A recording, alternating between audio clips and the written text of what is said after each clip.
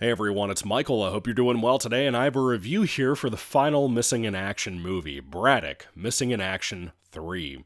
Kind of named similarly after Rambo 3. Um, so this movie is about an hour and 45 minutes, and it kind of flies by, to be honest, compared to part 1 and part 2, but it does still have that Missing in Action curse of taking some time to get going. It's directed by Aaron Norris, Chuck Norris's brother. Apparently he had multiple brothers. One of them died in Vietnam. Did you know that? I didn't know that until I started reading up about these movies. Um, Interestingly enough, I see a lot of people say online that part 3 is their favorite. And after watching it again for the first time in so long, I kind of see why. But it still has that Missing in Action curse of being a little too slow, like I said. Um, I don't know what I like more, this or part 2. But both are good. Both are above average and fun, and they're canon movies, so how could you not enjoy them in some way, fashion, or form? Um, but like I said about part 2, this movie kind of contradicts part 2 and part 1, and it's a little messy, but it's fun. It's really fun, especially in like the later half of the movie, dude. There's so much action and shooting and stuff. So anyway, let's get to the actual plot of this film. By the way, it came out in 1988, 3 years after the previous movie. And essentially here, we start off the movie with when Braddock was still in Vietnam. And it contradicts part 2 because he doesn't have an American wife. He's married to a Vietnamese woman. And a big explosion happens. He thinks she's dead. We know that she's not. And apparently she's being held captive somewhere. He finds out from a priest that comes to him many years later, after part 1's events, I think is how this time frame went. But a priest comes to him in a bar and tells him, well, hey, there's a young woman I've saved at this kind of like orphanage protection house. And she also has a kid that's 12 years old that I'm pretty sure that's your wife and your secret son that you didn't know about. And Chuck Norris is like, there's no way. But then he immediately has an oddball conversation randomly with some guys he knew from the CIA that gives him suspicion that maybe that priest was onto something, maybe he was telling him the truth, and he ends up going overseas, kind of on his own will, not by the government or anything like how part 1 was. He just decides to go by his own will and go try to rescue whoever it is and get them out of there, because it's a prisoner camp, essentially. And that's generally the gist of this movie, but also they throw in that once he gets there and sees his wife alive and talks to his kid for the first time, his kid hates his guts because he feels like he abandoned both of them, he and his mom. And Chuck Norris is trying to deal with that. And the movie, in my opinion, really does a good job emotionally, kind of expanding out on that, allowing Chuck and his son to kind of bond, but it doesn't do what modern movies would do, where he's like, you know, having these weird conversations throughout the film and trying to make his kid laugh and stuff. He doesn't do that because Braddock is not that kind of character, nor is his kid, who's went 12 years without a dad. And I like what they do here with that. I even like the priest character I talked about. I think he's really well performed and well written for this movie. But there is so much awesome action and shooting in here. So many explosions and stuff. This has a lot of similarities to something like later on, Rambo 4. And I really love what's done here. I love the way the scenes are shot. I think Aaron Norris did a really good job here with the directing on it. And apparently Chuck Norris helped write the movie, which is cool. I thought that was kind of neat. I don't know if he worked on the first 2 script-wise. I didn't look into it when I was reviewing, when I was about to review, but when I was kind of glancing over the credentials of this movie, I was a little surprised that he helped co-write this movie. But again, even though it kind of contradicts and retcons things from 1 and 2, this is a really satisfying movie.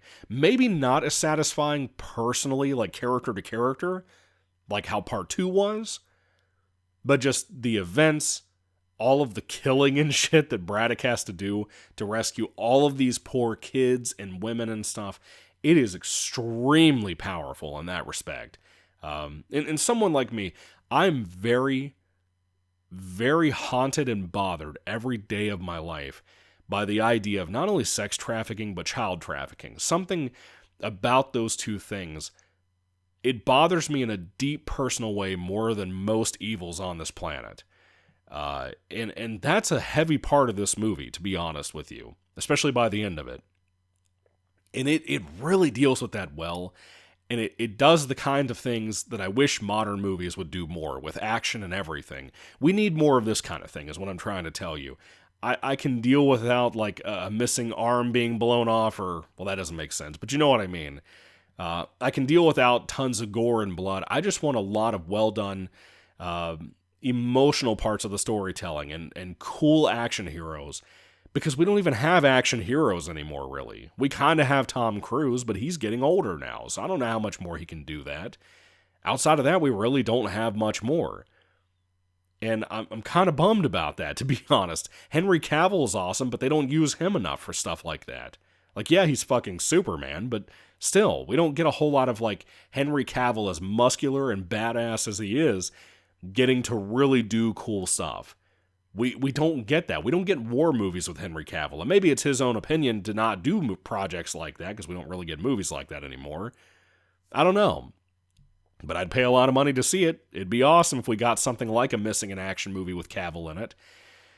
Anyway, I'm not going to waste a whole lot of time talking about what ifs and what could happens and so on and so on.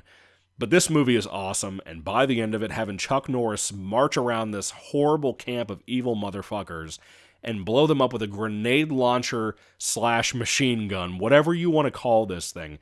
There is so much cool stuff in the finale of this movie, even though, like I said, the Missing in Action curse, it takes a little bit to get the ball rolling down the hill, and then when it does, it's so fun, man. And again, there's more emotional aspects to this movie than the first two. It has a lot of moments in it that are touching in a sad sort of way. I really like it. I really love the moment, especially, too, when Chuck Norris first sees his wife again. And that's not a big spoiler. That the movie tells you from the prologue of the film that she's alive, basically. But when he first sees her again, the way both of them perform that scene, dude, it's gut-wrenching. She just says, like, you know, I kept praying that you would come back and save us. And, like, what an answered prayer, bro. Anyway, I really, really, really loved a lot of this movie, and the more I talk about it, the more I kind of feel like I like this more than Part 2, but man, Part 2 is fucking sick. Like the scene with the rat and the sack put over Chuck Norris's head, oh man, what a cool scene. But here, you got a lot of cool stuff too. Anyway, overall, Missing in Action is not the greatest action trilogy ever, but back in the day, if you really think about it, we didn't get a whole lot of action trilogies with any of our stars. Not Jean-Claude Van Damme, not Steven Seagal, not Sly or Arnold or any of those guys. We really didn't get a trilogy of any of their stuff. If I think about it off the top of my head, I don't think we did. Aside from things like Rocky, that doesn't really count though. I mean, like, their action stuff. We had Rambo. That's about it. But Terminator didn't get a Part 3 until the 2000s, you know? Conan never got a Part 3 until they did a remake, which technically is a Part 3, if you will, even though it's not Part 3 of that Conan with Arnold stuff. But now we're getting King Conan in 2027 or 2028, so you're kind of finally getting that, God willing. But you know what I mean? Like, we don't really have a whole lot of trilogies in the action genre. I never really thought about it aside from low-budget shit that comes out now that no one knows about and no one watches. But anyway, Missing in Action 3... or Braddock Missing in Action 3. It's a cool flick. It's probably the most adrenaline-fueled of the three. So if you're an action junkie, definitely check it out at some point. What did you all think about this film? If you got to see it back in the day, what was the general reception of this movie when it first came out compared to the first two? I'd love to hear your thoughts on all that, you action fans out there. Let me know everything you guys think about Missing in Action 3 and whether it's great to you, bad to you, whatever. Thank you all for watching, guys. God bless you all, and again, God bless Chuck Norris, one of the coolest dudes ever to live on this planet. Catch you later. Goodbye. And maybe I'll do some more Chuck Norris reviews here soon. I'm not really sure. I would like to do some of his martial arts stuff, like that Bruce Lee movie. I think it's called Way of the Dragon, I think is what people told me it's called. Apparently, it's free to watch on YouTube with ads, so I may try to watch that sometime soon. But I can't promise it'll be this weekend or anything like that. I just kind of want to jump into some stuff here and there.